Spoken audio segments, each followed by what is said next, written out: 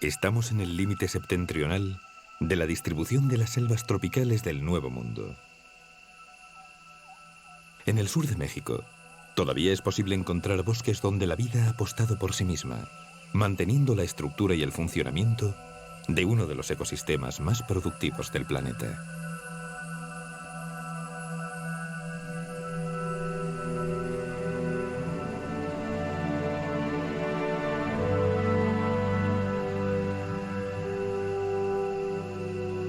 En este santuario de la biodiversidad, donde cada especie juega un papel clave en la complicada marcha por la supervivencia del bosque, encontramos un grupo de mamíferos que siempre atrajo de manera especial la atención del ser humano.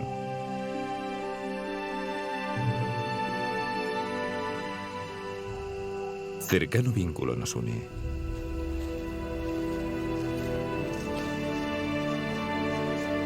Nos asomamos a su fascinante mundo. Un mundo que se está estrechando peligrosamente. De la mano de los investigadores que nos guiarán en este viaje de conocimiento,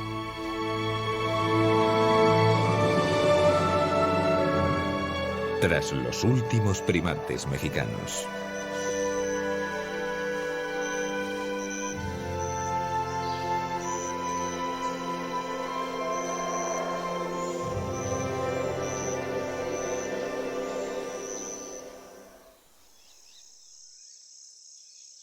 Las selvas tropicales, ecosistemas extremadamente complejos, se extienden por las zonas de baja altitud del cinturón tropical, allá donde las horas de luz, el calor y la humedad lo hacen posible. De estos bosques encontramos una espléndida representación en América del Sur y Centroamérica, tanto por el área ocupada como por la biodiversidad que resguardan. La región que nos ocupa, el sureste de México, representa el límite norte de este gran pulmón verde americano, lo que supone una gran responsabilidad y un gran reto nacional en cuanto a su conservación.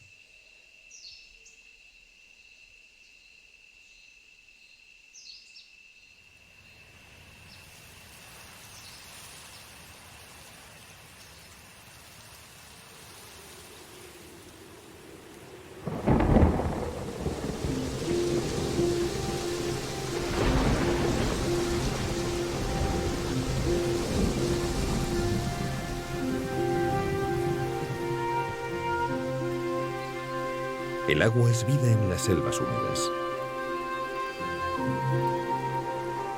La evapotranspiración de la gran mancha verde forma las nubes en un ciclo que se retroalimenta, legando una importante red fluvial que regará la tierra a su paso.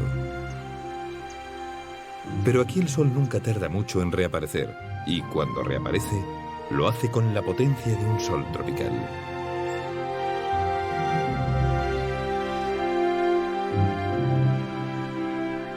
Un clima estable a lo largo del año, con altas temperaturas y lluvia abundante, unido a una alta exposición a la radiación solar, proporcionan las condiciones idóneas para el desarrollo de una vegetación exuberante.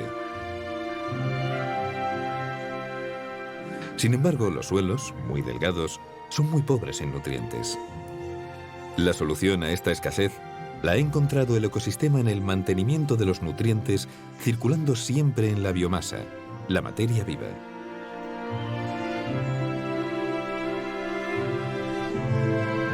En una capa superficial de activos descomponedores comienza una enorme diversidad de caminos para los flujos de materia y energía que se traducen en una maravillosa variedad de formas vivas.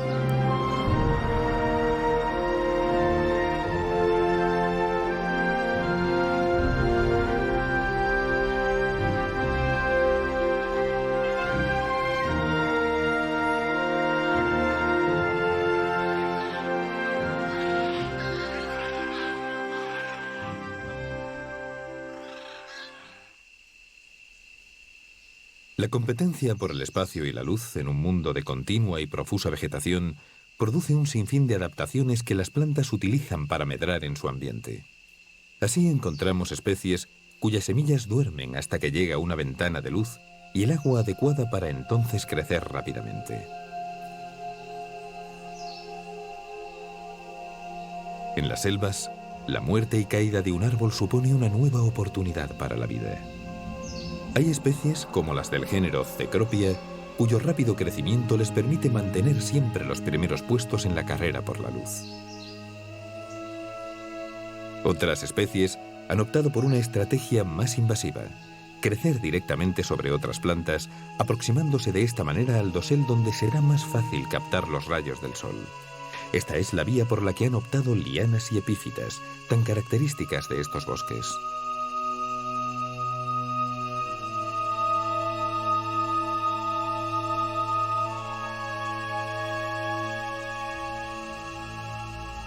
Un grupo de especies pertenecientes al género Ficus ha llevado esta estrategia a su máxima expresión. Una vez sus raíces se asientan en el suelo, comienzan a estrangular hasta matar al árbol sobre el que germinaron. Con el tiempo, solo quedará el vacío, recuerdo de este abrazo mortal. Todas estas estrategias maximizan la eficiencia en la captación de la luz solar y dan a las selvas lluviosas una estructura compleja, con un dosel arbóreo en el que sobresalen impresionantes árboles emergentes.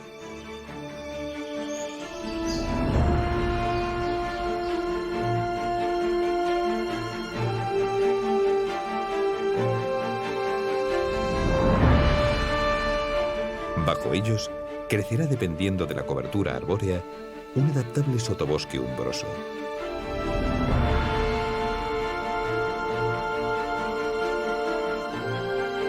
A esta variedad vegetal la acompaña una no menos impresionante biodiversidad animal. Del reino zoológico destacan por su ingente número de especies los insectos.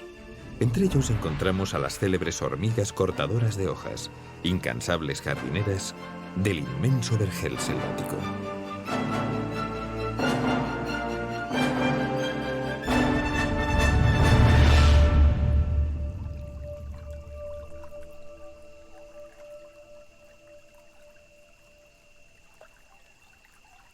Anfibios y reptiles están bien representados, como es característico en los bosques tropicales.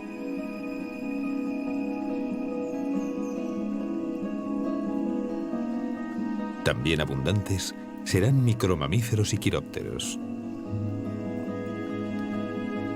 Cuando la luz va decayendo y se acerca la noche, la salida de sus cuevas en algunas especies de murciélagos nos ofrece un inesperado espectáculo.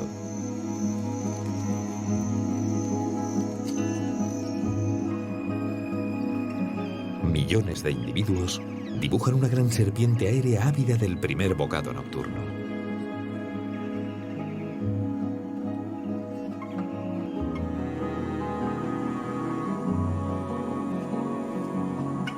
No menos importante es la biodiversidad de aves.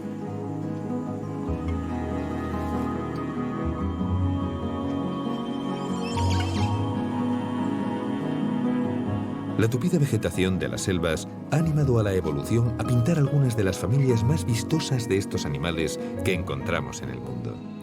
Los colores vivos facilitarán el encuentro entre los individuos destinados a cortejarse en la gran maraña verde. Las selvas son el hábitat de familias tan características como loros, tucanes y colibríes.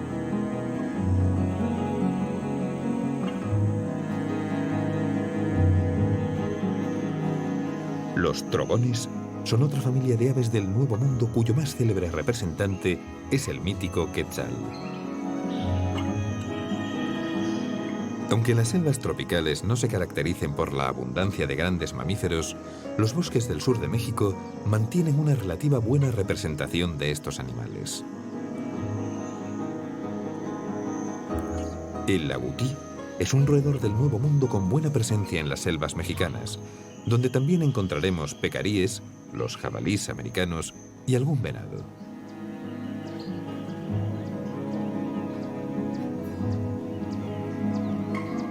Más restringido en su distribución se encuentra el tapir, animal de curioso aspecto emparentado con los rinocerontes.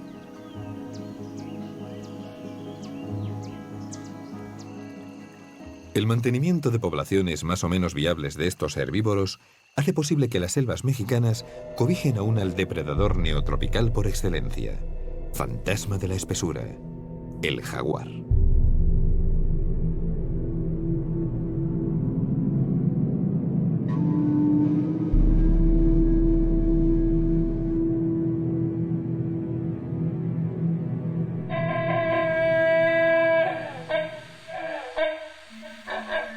Dentro del grupo de los grandes mamíferos, encontraremos finalmente a la familia que nos ha traído hasta este rincón del mundo y que será la verdadera protagonista de nuestra historia, los primates.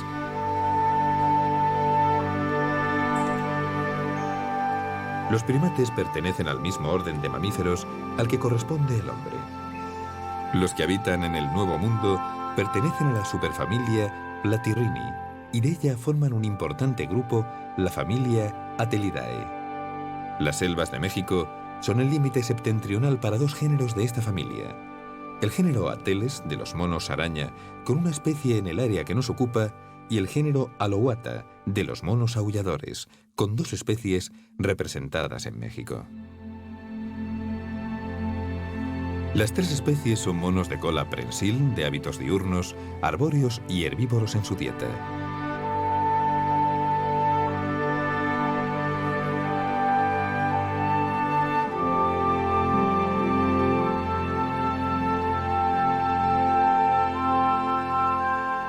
Forman grupos familiares que se mueven a lo largo del día en busca de sus fuentes de alimento dentro de un territorio definido o ámbito hogareño.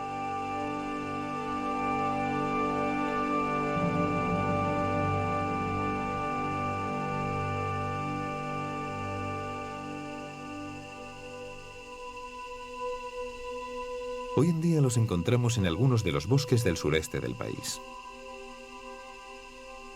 Aun siendo muy importantes los esfuerzos que están siendo realizados por los investigadores en el campo de la primatología, sigue quedando un largo camino por recorrer en el conocimiento de la ecología de los primates y del ecosistema donde habitan.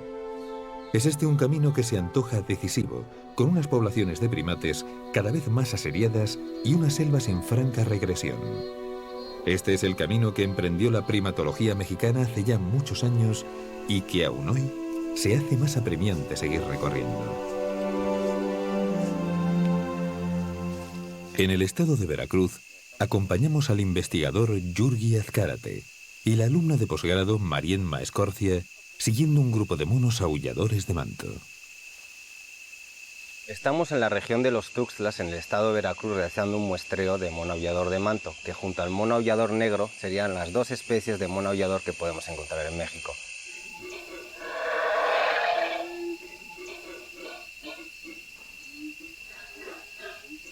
Ambas especies están totalmente adaptadas a la vida arbórea y en muy raras ocasiones bajan al suelo. Para esta vida en las alturas cuentan con la inestimable ayuda de una versátil cola prensil, que funciona como quinta extremidad en sus evoluciones por el dosel de la selva. Como es característico de los primates, los monos aulladores mantienen una compleja organización social. Los monos aulladores viven en grupos que explotan un área que a menudo es compartida con otros grupos de monos aulladores. La función de sus vocalizaciones serían evitar encuentros intergrupales que puedan terminar en peleas. Los monos aulladores son folívoros frugívoros. Cuando hay fruta, pueden consumir o consumen mucha fruta, pero en cambio en épocas de escasez, su dieta puede estar compuesta casi en su totalidad de hojas.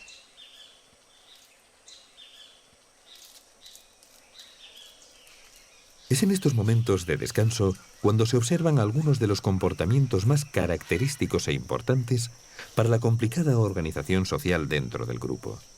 Una red de vínculos familiares que los investigadores están comenzando a interpretar.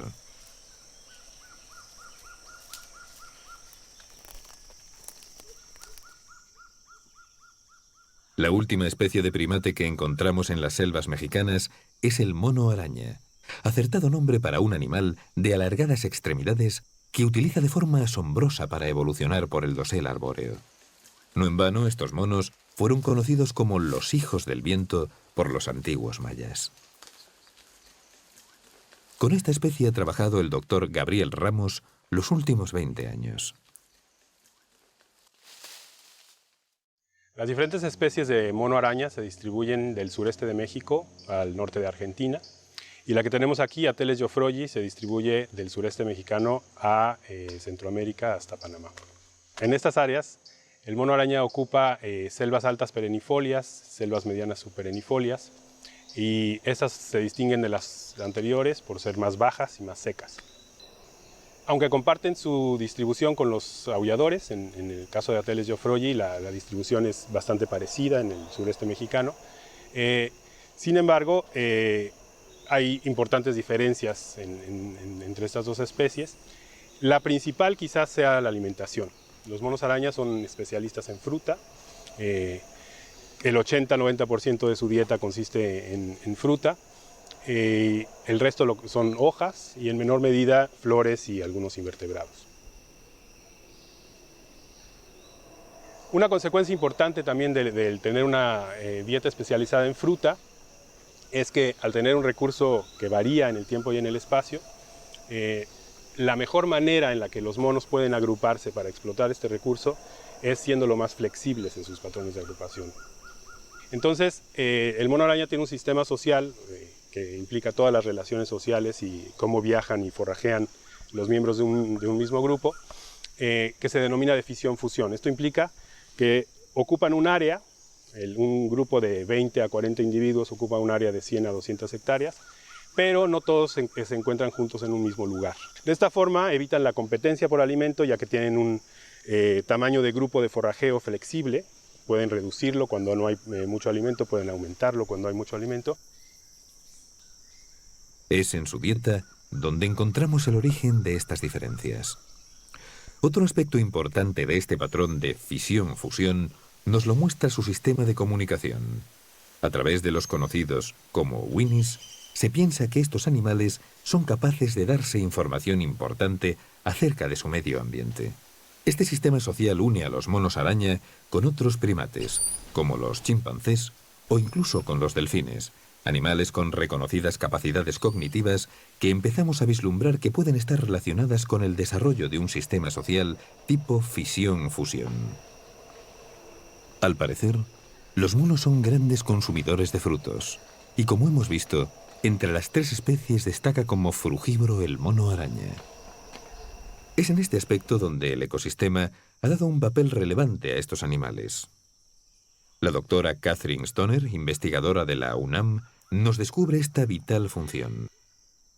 En los bosques tropicales, aproximadamente como 80% de las semillas son dispersadas por animales. En particular, los pájaros, las aves y los primates son muy importantes en la dispersión. Son importantes porque los dispersan largas distancias, muchos de ellos por su tamaño de cuerpo y las aves porque vuelan. Y también dispersan como semillas grandes, semillas que un pájaro pequeñito no puede, un pájaro grande puede, un primate puede dispersarlos.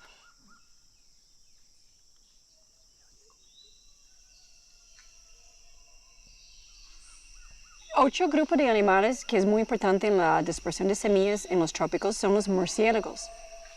Y los murciélagos, aunque son pequeños, vuelan. Por eso dispersan semillas más largas que, por ejemplo, otro animal como un ratón, de un tamaño semejante, pero mucho más pequeño y terrestre. Los murciélagos vuelan, donde dispersan largas distancias, y hay unos murciélagos bastante grandes que pueden dispersar semillas como más grandes. En un bosque como el tropical, donde encontramos tanta competencia por el espacio y la luz, la dispersión de las semillas a lugares alejados del árbol adulto aumentan las posibilidades de éxito de la nueva generación. Cuando un animal llega a una semilla, realmente lo pueden tratar en formas diferentes. Una forma es que agarran la semilla, lo comen la pulpa y lo tiran abajo del árbol. Este no sirve mucho para la dispersión. Los dispersores que realmente juegan un papel bueno, tragan la semilla, pase por el tracto digestivo. Y cuando pasa por el tracto digestivo, este puede servir como quitan las químicas de la digestión, quitan muchas de las cosas de la semilla que es necesaria para la germinación. Y pueden mejorar la germinación, que germinen más rápido, o puede ser que germinen un porcentaje mayor cuando pasan por el tracto digestivo. Es un gran papel para el mantenimiento del ecosistema el que realizan los monos, pero ¿qué otras funciones están cumpliendo en el bosque que todavía no han sido descubiertas? Las investigaciones van dando respuesta a esta y otras preguntas. Unas preguntas que se presentan relevantes dadas las diversas amenazas que enfrentan y la preocupante regresión que parecen estar sufriendo las poblaciones mexicanas de primates. La situación parece alarmante, pues, según los científicos, las enfermedades parasitarias se han convertido en los últimos años en un importante factor de mortandad entre las poblaciones de primates. En otro lugar de México, los monos aulladores han empezado a presentar comportamientos anómalos, entre los que se encuentra bajar al suelo en búsqueda de alimento y agua. El doctor Juan Carlos Serio ha estado indagando en este extraño fenómeno. Al respecto, estos comportamientos inusuales que los monos en general están desplegando en estos ambientes ya tan perturbados, son actitudes que los animales no deberían de tener, porque al final de cuentas son animales arborícolas que no necesitarían bajar al piso. El detalle es que ahora mismo estos animales están siendo expuestos a presiones muy fuertes de fragmentación de hábitat, que además de que les provoca niveles altos de estrés por la cercanía a las comunidades humanas, porque están más expuestos a otro tipo de depredadores cuando ellos bajan al piso, pueden también además tener más exposición a endoparásitos o ectoparásitos. Esto lo que está provocando es que al final de cuentas los animales están sorteando y digamos que jugándose la vida día con día. Estos animales simplemente están intentando sobrevivir en las condiciones más extremas de fragmentación del hábitat que quizá cualquier otro primatólogo hubiera reportado. Esta nueva situación implica nuevos peligros para los ya amenazados primates. Se enfrentan a una dieta poco apropiada por la falta de sus vegetales adecuados, a depredadores contra los que no están adaptados y nuevas circunstancias para las que no están preparados.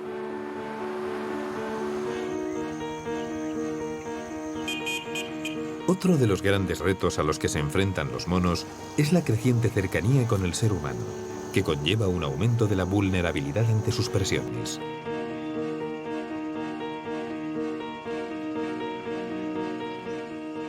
Al vivir en pedazos de selva cada vez más pequeños, son blanco fácil para cazadores y tramperos que los buscan para el comercio ilegal o su uso como mascotas.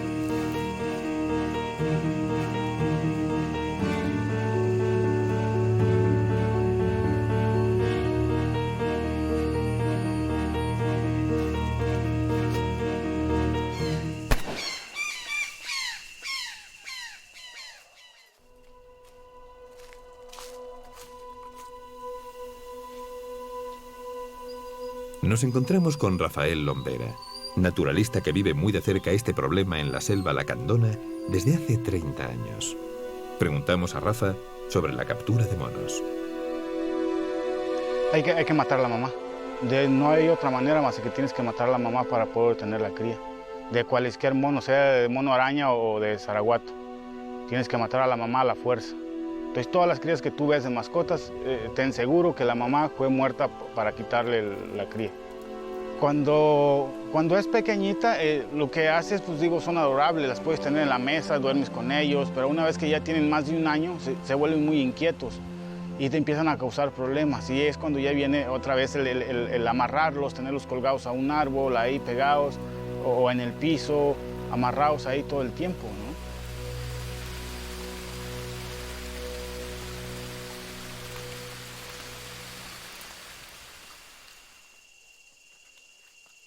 Sí, digo, hay gente que ya no lo soporta y entonces pues me llaman y me dicen, oye, pues ya no podemos tener este mono, ¿por qué no vienes por él y te lo llevas, lo rehabilitas para que luego lo liberes, ¿no? Además de monos, el comercio ilegal trafica con más especies y parece que todavía no se ha conseguido un control efectivo por parte de las autoridades a este respecto.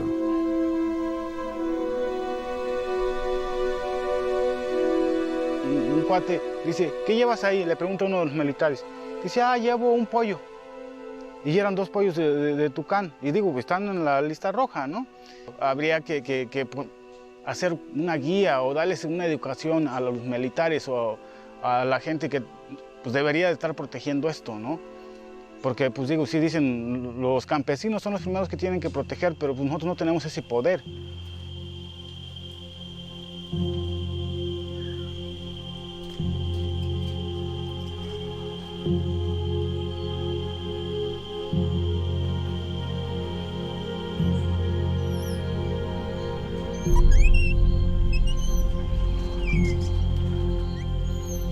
Afortunadamente, en cuanto a los primates, estudios recientes con monos araña cautivos sugieren que después de un proceso de rehabilitación conductual, animales que han estado confinados por largos periodos de tiempo pueden recuperar comportamientos típicos de la especie.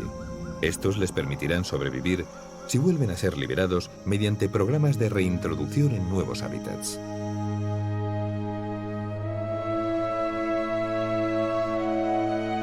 Pero esta es una situación a la cual siempre es preferible no llegar.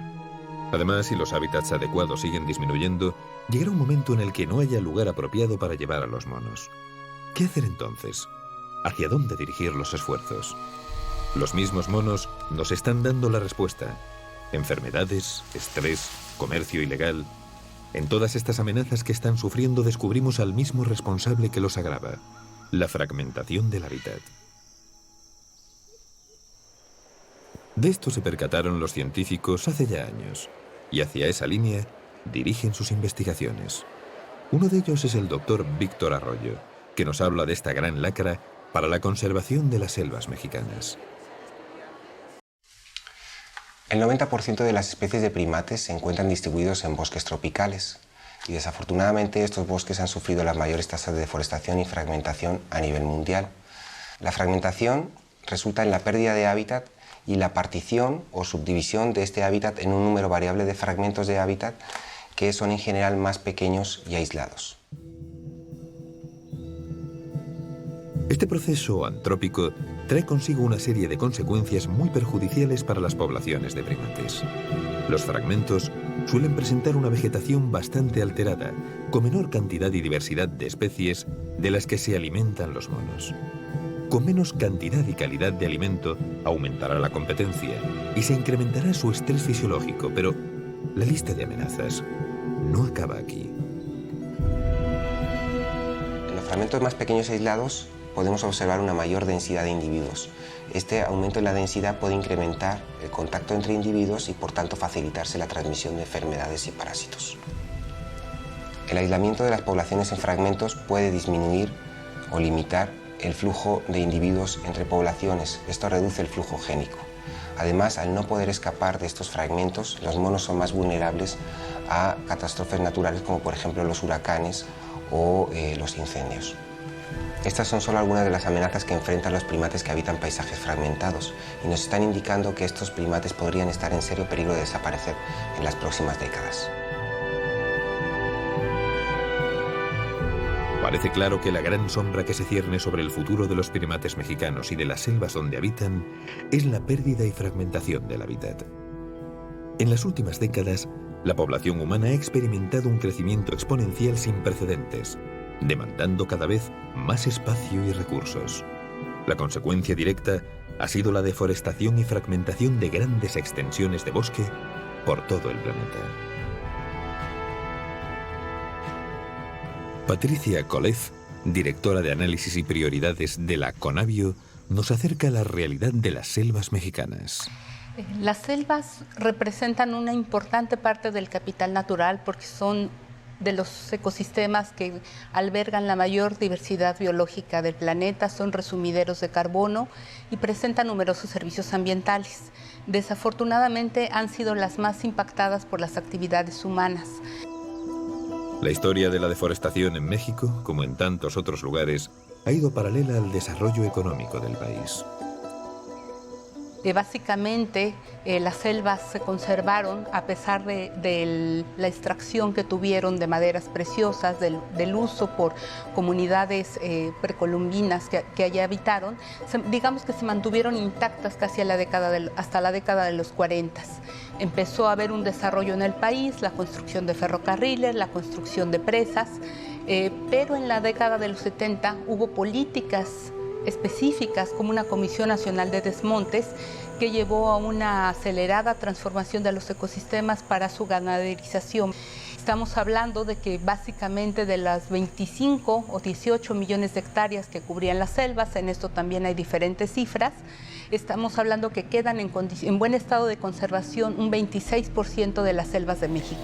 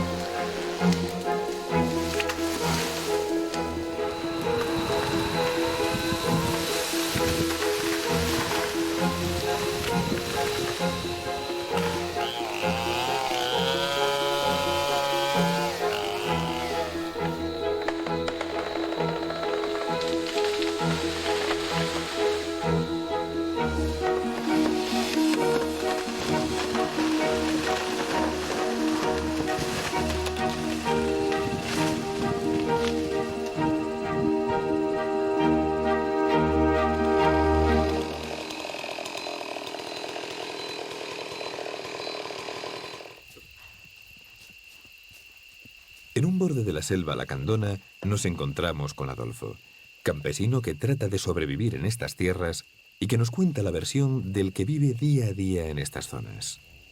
Nosotros los campesinos aquí, donde vivimos en esta zona, sí, a veces tiramos los bosques no porque queramos, sino porque nos vemos en la penosa necesidad de hacerlo, porque de ahí obtenemos alimentos para sobrevivir. También para mantener el ganado tenemos que tirar el bosque porque tenemos que hacer pastizales. Tirar el bosque, en realidad aquí nosotros los campesinos sabemos que es importante, no nos gusta.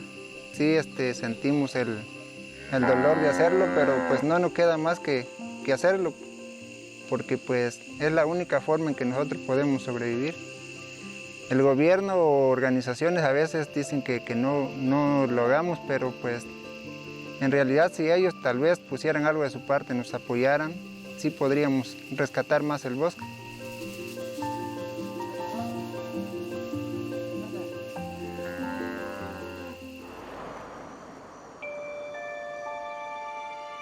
Como estamos comprobando, tratamos una cuestión complicada que requiere de todos un esfuerzo para caminar en la misma dirección. Si bien la cuestión de los pequeños campesinos es un tema pendiente de solución, parece claro que el mayor porcentaje de deforestación ha corrido a cargo de grandes multinacionales que han estado décadas saqueando los bosques del país y llevando el dinero lejos de allí. Los mapas de evolución del área ocupada por las poblaciones de primates mexicanos de las últimas décadas hablan por sí mismos.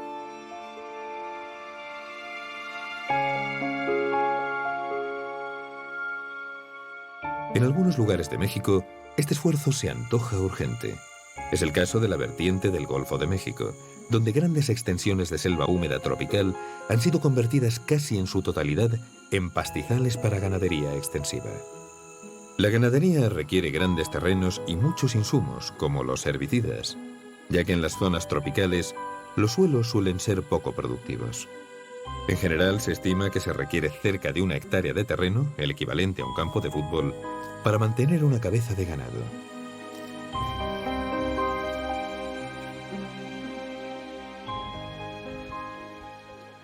En la península del Yucatán encontramos una situación diferente, en parte gracias a un sistema de cultivo que se sigue practicando desde tiempos precolombinos.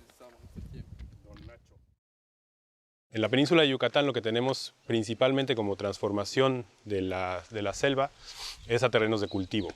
Particularmente en la zona de selvas medianas superenifolias, donde están los primates en la península de Yucatán, el sistema de cultivo principal es la rosa tumba y quema. Esto es un sistema tradicional que consiste en una familia normalmente transforma o tumba una área de selva, talando todos los árboles, de 1 a 4 hectáreas por familia más o menos, quema para limpiar y para incorporar los nutrientes al suelo de manera rápida, y limpia para poder sembrar el maíz. El sistema como tal no es eficiente desde el punto de vista económico, pero alcanza para el autoconsumo de productos como el maíz, frijol, calabaza para la familia. Y practicado a densidades bajas puede ser sostenible, es decir, la regeneración de la selva permite que esto no necesariamente avance.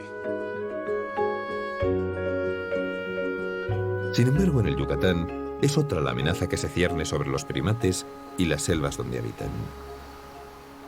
Más recientemente, en una actividad que ha crecido exponencialmente en la península de Yucatán, particularmente en la zona que está cerca de la costa del Caribe mexicano, es el turismo. El crecimiento desmedido de los grandes centros turísticos como Cancún, Playa del Carmen y todo lo que está asociado ahí en la costa, ha provocado tanto la transformación de selvas para terrenos urbanos, como la extracción de recursos de manera mucho mayor de lo que se hacía antes, y la construcción de carreteras nuevas, aeropuertos, infraestructura, que también no solo transforma la selva, sino que la deja fragmentada. Por otro lado, el turismo también puede utilizarse como una herramienta de conservación en aquellos sitios en donde hay atractivos naturales, como esta laguna, y donde también hay especies carismáticas que son atractivas para la gente que pueda venir a verlas.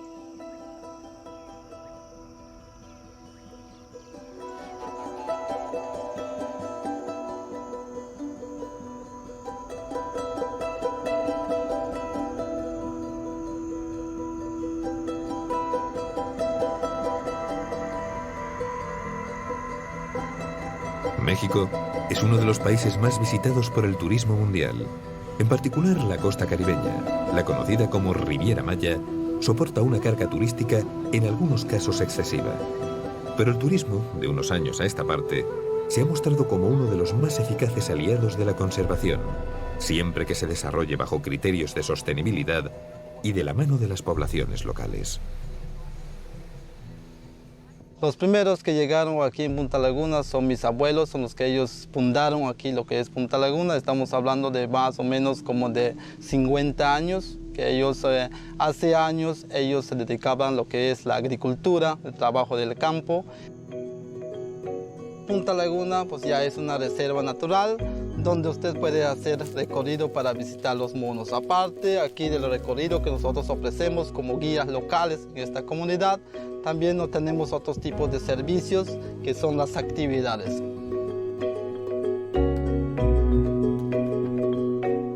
La ventaja que tiene Punta Laguna ya está fundada y ya está formada como sociedad cooperativa Najiltucha y estamos organizados a través con las mujeres, con los hombres, trabajando conjuntamente. El beneficio se está beneficiando a toda la gente de esta comunidad.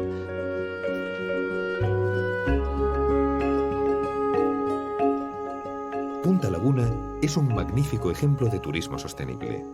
Afortunadamente, en los últimos años, han ido apareciendo más negocios como este por todo el país, como el Hotel Nancillaga, en Catemaco, Veracruz, al pie de la inmensa laguna y totalmente integrado en su medio ambiente.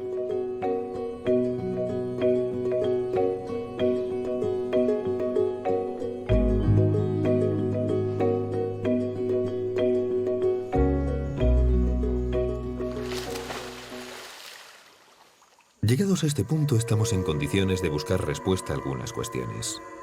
¿Cuál es la situación actual de las selvas mexicanas? ¿Qué perspectivas de conservación podemos esperar a medio y a largo plazo?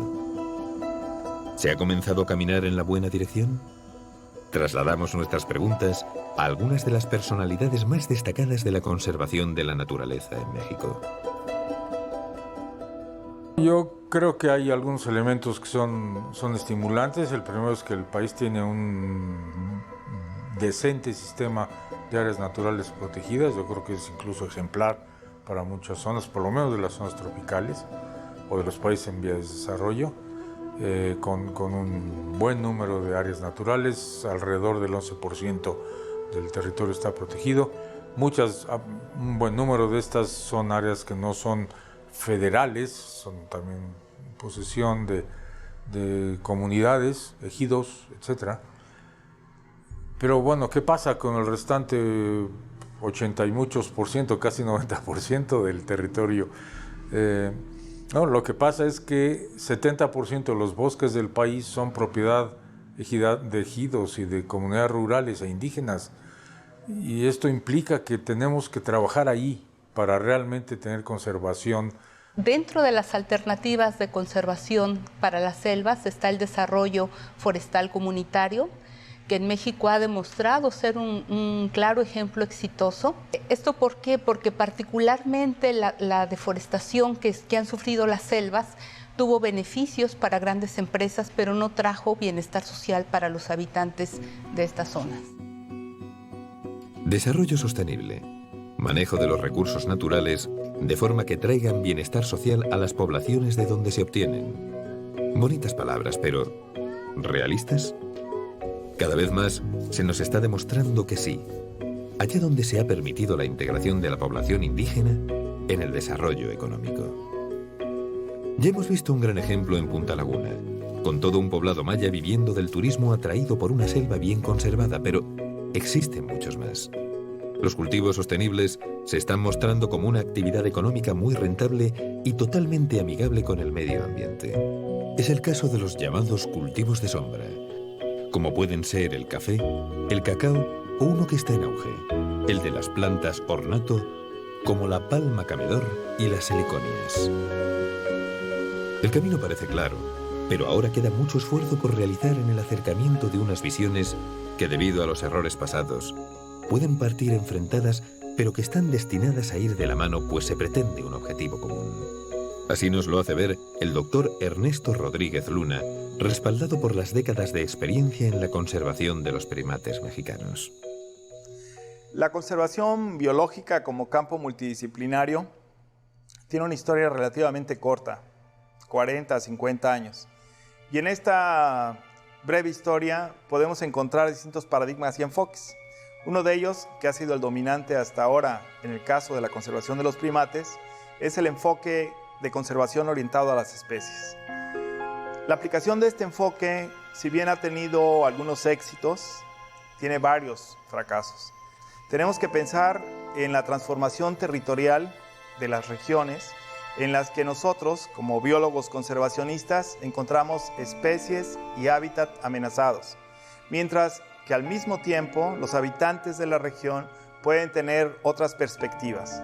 Y la única manera de tener una mejor conservación tendrá que ser trabajar con los territorios, con los terrenos, propiedad de estas comunidades, con ellos, y hacer que esos bosques y esas selvas, que son el capital natural de los propietarios, realmente les rindan beneficios económicos, que decir que los puedan usar, lo hagan sustentablemente y al mismo tiempo tengan ingresos que les permitan vivir como gente digna, ¿no?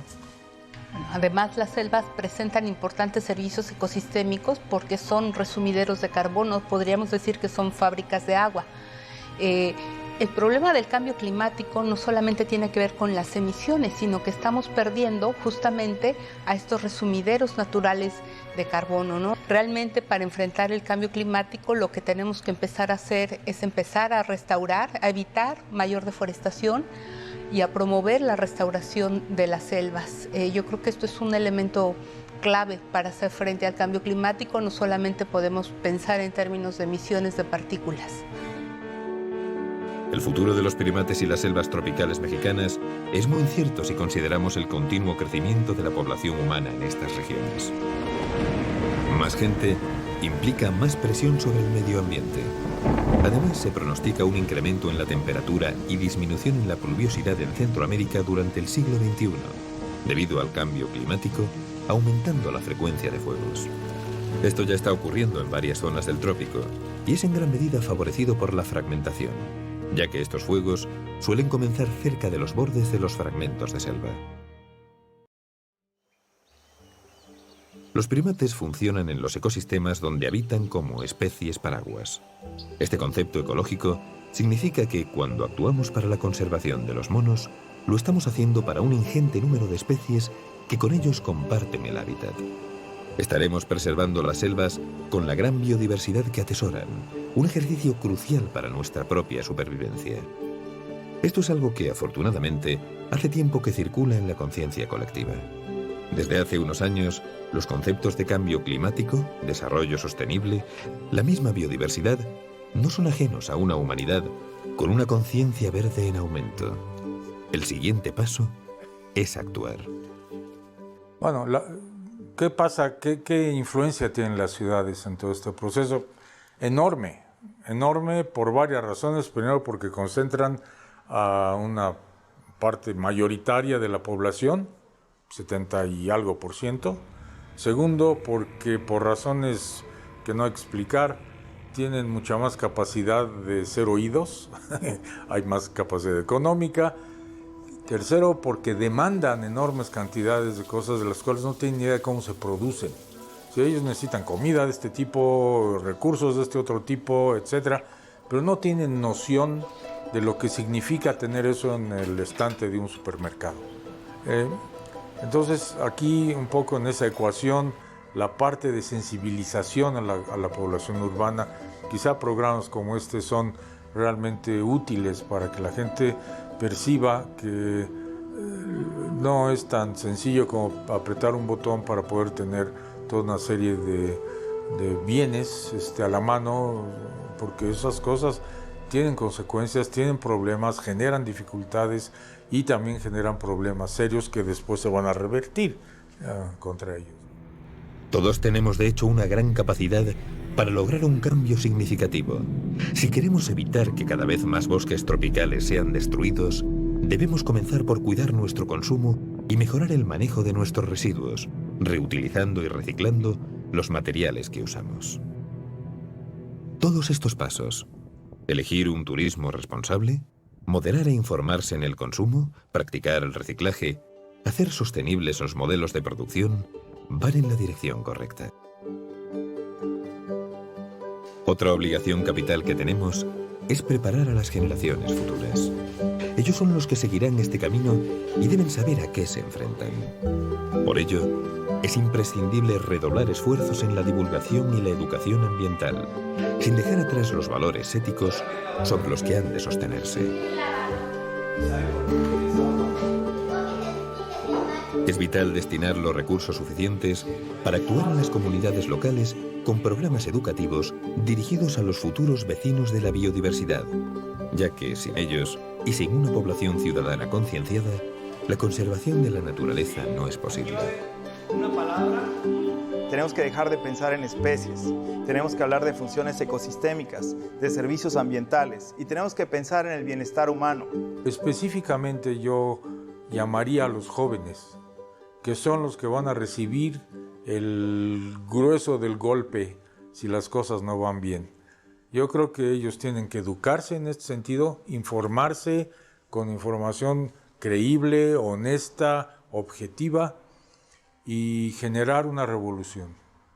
Yo creo que estamos en el momento del equivalente al 68 por razones diferentes, por motivos diferentes y por causas diferentes, en las que ellos tienen que empujar con el vigor y con las ganas y con la creatividad un movimiento de asumir una ética de relación con el medio ambiente y una ética de relación con las siguientes generaciones de las cuales ellos forman parte, y ellos mismos deben tener esta ética a las generaciones siguientes para cambiar la forma de operar de este planeta. No hay otra.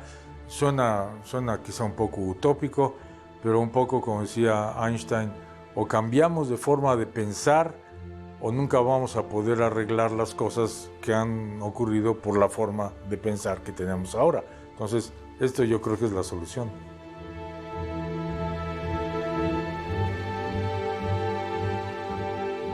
Poco a poco, vamos aprendiendo a desarrollarnos como especie de la forma menos agresiva posible para el planeta.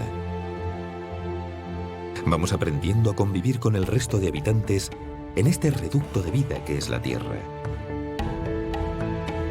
Esto es algo a lo que estamos moralmente obligados, y no solo por las demás especies, sino por el futuro de la nuestra propia.